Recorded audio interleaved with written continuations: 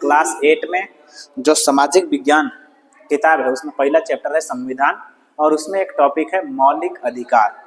और उस मौलिक अधिकार के बारे में जानेंगे आज पूरी तरह से कि मौलिक अधिकार क्या है और वो क्या काम करता है, कैसे हम लोग को अधिकार मिला हुआ है। तो ये संविधान है।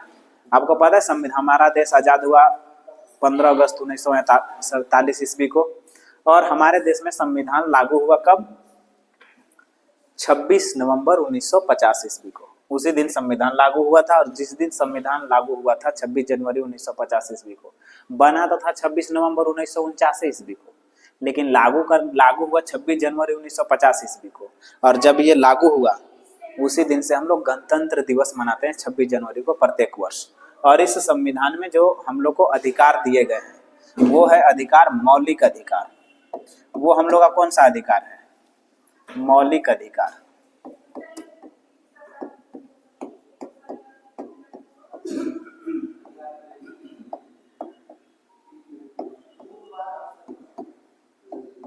और हमारे पास जो मौलिक अधिकार हैं वो 6 हैं। मौलिक अधिकार की संख्या कितनी है? 6 मौलिक अधिकार हैं। और इस मौलिक अधिकार के बारे में जानना है जब संविधान शुरुआती दौर में था, जब फर्स्ट टाइम में संविधान को लाया गया था उस टाइम में मौलिक अधिकार की संख्या कितनी थी? 7। शुरुआती दौर में प्रथम यानी सर्वप्रथम जो संविधान में मौलिक अधिकार की संख्या थी 7 और इस 7 से बाद में हो गया 6, मतलब एक को हटाया गया होगा, एक अधिकार को हटाया गया। जिस अधिकार को हटाया गया उसका नाम है कौन सा? संपत्ति का अधिकार। और इस संपत्ति के अधिकार को, ये जो संपत्ति का अधिकार था इसको हटा दिया गया। कब हटाया गया सर? इसको हटाया गया 1978 ईस्वी में। 1978 ईस्वी में संविधान सभा में एक बिल पारित हुआ, 44वां संविधान संशोधन किया सर। कौन सा संविधान संशोधन? 44वां संविधान संशोधन।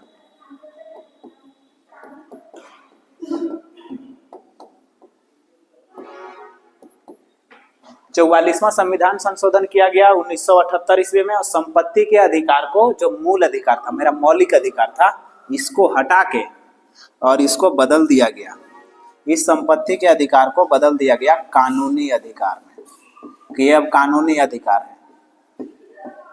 आपको ये मौलिक अधिकार न रहकर कौन सा अधिकार हो गया? कानूनी अधिकार। और मौलिक अधिकार कोई छीन नहीं सकता है। मौलिक अधिकार आपसे कोई छीन नहीं सकता है, यहाँ तक कि राष्ट्रपति भी नहीं छीन सकती है मौलिक अधिकार। और मौलिक अधिकार की जो रक्षा है इसको बचाकर कौन रखता है? न्यायपालिका, मतलब अदालत। कोर्ट कचहरी समझते ना, वही उसी को अदालत कहते हैं। तो संपत्ति का अधिकार को अब कानूनी अधिकार बना दिया गया, मतलब ये सरकार आपसे छीन सकती है। लेकिन जो 6 अधिकार है, जो 6 मौलिक अधिकार हैं, उस अधिकार को गवर्नमेंट हमसे छीन नहीं सकती है। और उस 6 अधिकार में सबसे पहला कौन सा अधिकार है? उस 6 अधिकारों में से सबसे पहला जो अधिकार है वो अधिकार है समानता का अधिकार। हम सब बराबर हैं,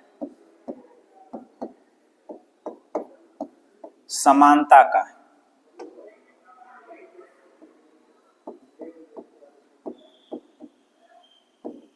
समानता का अधिकार यानी कि हम सब क्या हैं? एक हैं, बराबर हैं, पहला है। दूसरा है स्वतंत्रता का अधिकार। हम लोग सब स्वतंत्र हैं भाई, हम लोग के पास स्वतंत्रता का अधिकार है। तीसरा नंबर में है तो कौन सा हो गया? पहला समानता का अधिकार, स्वतंत्रता का अधिकार, और इसके बाद है शोषण के विरुद्ध अधिकार। कौन सा अधिकार? शोषण के विरुद्ध अधिकार।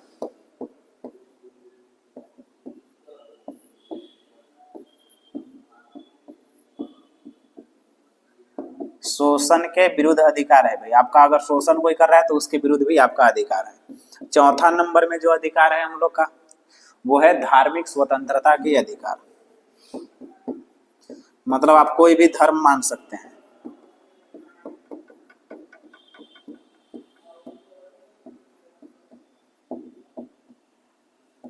धार्मिक स्वतंत्रता की अधिकार है आपके पास। आप कोई भी धर्म मानने के लिए तैयार हैं। तो समानता का अधिकार सबसे पहला, स्वतंत्रता का अधिकार, शोषण के विरुद्ध अधिकार, धार्मिक स्वतंत्रता का अधिकार, और पांचवा नंबर में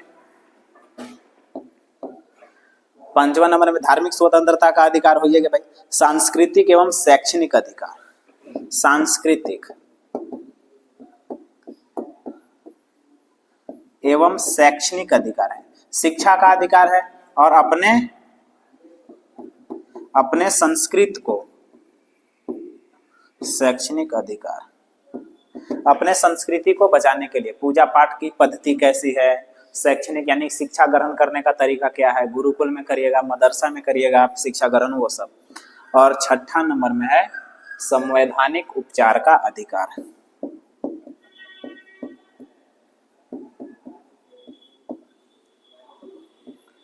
संवैधानिक उपचार का अधिकार।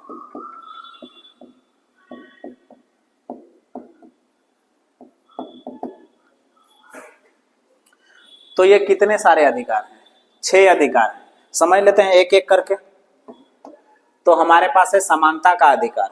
सबसे पहले समानता का अधिकार के मतलब है हम सब एक हैं, भारत के जितने भी नागरिक हैं सब एक हैं, ना तो कोई ऊंचा है, ना कोई नीचा है, ना कोई इस जात का है, ना कोई उस जात का है। जाति, धर्म और लिंग के आधार पर भेदभाव नहीं करना है, सबसे पहला बात है। हम सब कानून के नज़र में एक समान है, सब एक समान है, एक जैसे हैं। दूसरा बात, समानता के अधिकार में तीसरा कंडीशन क्या है इसका, कि हमारे भाई जितने भी सारे नौकरी अगर होगा तो सबको समान अधिकार मिलना चाहिए, समानता के अधिकार हो गया। अगला है स्वतंत्रता का अधिकार। क्या स्वतंत्रता है? तो हम लोग को बोलने की स्वतंत्रता है, अभिव्यक्ति की स्वतंत्रता, अपने आप को अभिव्यक्त कर सकते हैं, बता सकते हैं कि हम क्या कहना चाह रहे हैं, और भाषण दे सकते हैं। भाषण उसन इसी में है, स्वतंत्रता के अधिकार से ही भाषण दिया जाता है। और अभिव्यक्त करने का अधिकार, सभा बनाने का अधिकार, सभा कर सकते हैं आप, ग्राम सभा, प्लान निगम, मतलब आप अपने बोल रहे हैं 10-20 आदमी मिल गया आपके सामने सुन रहा है, तो ये सभा हो गया। फिर संगठन, 4-5 ग्रुप मिलकर कोई काम कर रहे हैं तो संगठन बनाने का भी अधिकार है, इसमें स्वतंत्र है, संगठन बना सकते हैं। देश के किसी भी कोने में घूमने का अधिकार है, देश के किसी भी कोने में आप घूम सकते हैं, ये भी अधिकार है। कहीं भी बसने का अधिकार है, कहीं भी जाके आप बस सकते हैं, घर द्वारा बना के वहीं दिल्ली, पटना, गुजरात, हरियाणा, चंडीगढ़, राजस्थान, कहीं भी जाके आप बस सकते हैं, बसने का अधिकार है। और व्यापार करने का अधिकार है, आप किसी भी प्रकार के व्यापार कर सकते हैं, मतलब रोजगार कर सकते हैं, व्यापार बिजनेस कर सकते हैं किसी भी प्रकार के, इसी में है। और मीडिया लोग के भी स्वतंत्रता इसी में है। मीडिया जो आप सुनते हैं ना, मीडिया, न्यूज चैनल वाला, सब न्यूज चैनल वाला एको न्यूज सही नहीं देता है, उसका भी अधिकार यही है, स्वतंत्रता की, स्वतंत्र मीडिया है, भाषण देने की आजादी इसी के पास है। तो ये हो गया स्वतंत्रता का अधिकार। इसके बाद है शोषण के विरुद्ध अधिकार। अगर आपका कोई शोषण कर रहा है, आपको कोई गलत दिखा रहा है, नीच दिखा रहा है, ये कह रहा है, वो कर रहा है, तो शोषण के विरुद्ध अधिकार। और इसमें खास बताया गया कि 0 से 14 साल के जितने भी बच्चे हैं, यानी 14 साल से कम उम्र के जितने भी सारे बच्चे हैं, उनको किसी काम में, किसी जोखिम भरा काम में नहीं लगाना है, नहीं तो ये अधिकार का हनन हो जाएगा। और जितने भी सारे मौलिक अधिकार हैं, अगर मौलिक अधिकार का हनन होता है तो सीधे आपको न्यायालय पहुंचना है, कोर्ट कचहरी में जाना है और कहना है कि मेरा मौलिक अधिकार का हनन हो गया है, ये आदमी हनन किया हुआ है, तो उसके ऊपर कार्रवाई किया जाएगा, न्यायालय के द्वारा कार्रवाई होगा। तो ये शोषण के विरुद्ध अधिकार है, आपका कोई शोषण नहीं कर सकता है, आपको कोई नीचा नहीं दिखा सकता है। इसमें का विशेष है भाई 0 से 14 साल, यानी कि 14 साल से कम उम्र के बच्चे को कोई जोखिम भरा काम में नहीं रखना है। धार्मिक स्वतंत्रता की आजादी, मतलब धार्मिक स्वतंत्रता के अधिकार है, इसमें आप कोई भी धर्म मानने के लिए बाध्य नहीं, आपको जो इच्छा, जो मन धर्म आपको मन है, हिंदू धर्म, ईसाई धर्म, सिख धर्म, इस्लाम धर्म, जैन धर्म, बौद्ध धर्म, जो धर्म मन है सोन धर्म आप मान सकते हैं, आप स्वतंत्र हैं। आपको मन है कि हम नई धर्म मानेंगे तो नहीं मान सकते हैं। और यही धार्मिक स्वतंत्रता की जो अधिकार है, इसी अधिकार के तहत जो कम अल्पसंख्यक धार्मिक लोग हैं, जिसकी संख्या कम है, वो अपना प्रचार कर सकते हैं, अपने धर्म का प्रचार कर सकते हैं, जगह जगह पर बना सकते हैं। इसके बाद सांस्कृतिक एवं शैक्षणिक अधिकार, मतलब अपनी संस्कृति को बचाए रखना। आपकी जो संस्कृति है, पूजा करने की तरीका, पूजा पद्धति, आप किस प्रकार से पूजा करते हैं, अलग अलग लोग अलग अलग तरीका से, अलग अलग धर्म के लोग अलग अलग तरीका से पूजा पाठ करते हैं, तो वो हमारी संस्कृति, पैर छूना हमारी संस्कृति है, हमारी संस्कृति वही पैर छूना, वसीबुद्ध है वो कुटुंबकम हमारी संस्कृति है। तो अपनी संस्कृति को बचाने के लिए, और शैक्षणिक अधिकार मतलब शिक्षा को, आप किसी भी धर्म के शिक्षा को आप धार्मिक लोग से दे सकते हैं, लेकिन सरकार के द्वारा किसी भी सरकारी जगह पर धार्मिक शिक्षा नहीं दी जाएगी, ये बात का ध्यान रखना है। तो यह है सांस्कृतिक एवं शैक्षणिक अधिकार। अगला है संवैधानिक उपचार का अधिकार। अगर आपको ये 5 गो अधिकार में से कोई भी अधिकार गलत लग रहा है, कोई भी अधिकार हनन हो रहा है आपके साथ कि मेरा इस अधिकार का तो उल्लंघन हो गया, हमको धार्मिक स्वतंत्रता का अधिकार था, हमको इस धर्म को नहीं मानने दिया जा रहा है, या फिर आपको शोषण के विरुद्ध अधिकार था, आपको 14 साल से कम उम्र के बच्चे लोग का बहुत सारा काम करवाया जा रहा है, तो उनका अधिकार है, उनका अधिकार था, वो शोषण के विरुद्ध लड़ने का अधिकार है भाई, तो वो लड़ सकते हैं। और आपको कहीं बोलने नहीं दिया जा रहा है, अभिव्यक्त नहीं करने दिया जा रहा है, आप कहीं सभा कर रहे थे, आपको हटा दिया गया, तो आपका कौन सा अधिकार हनन हो जाएगा? स्वतंत्रता का अधिकार हनन हो जाएगा। तो जब भी कोई अधिकार हनन होगा तो संवैधानिक उपचार के अधिकार के तहत, इस अधिकार के तहत हम लोग न्यायालय जा सकते हैं और वहां पर पिटीशन फाइल कर सकते हैं कि भाई हमारा ये अधिकार का हो रहा है, हनन हो रहा है।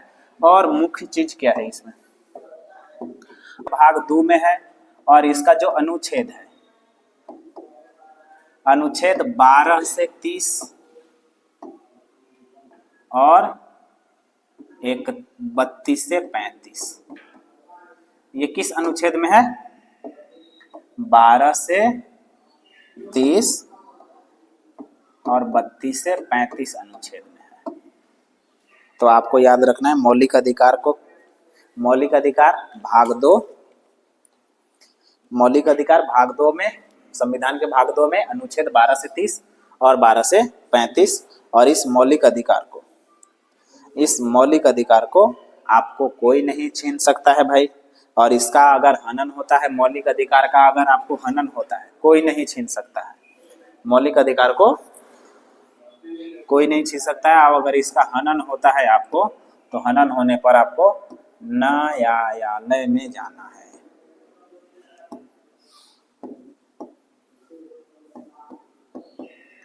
न्यायालय पहुंच जाना है अगर आपका मौलिक अधिकार का हनन होता है। तो ये क्लास 8 के लिए था। आप लोग भी मिलते हैं अगले वीडियो में फिर से एक नए टॉपिक के साथ। जय हिंद, जय भारत।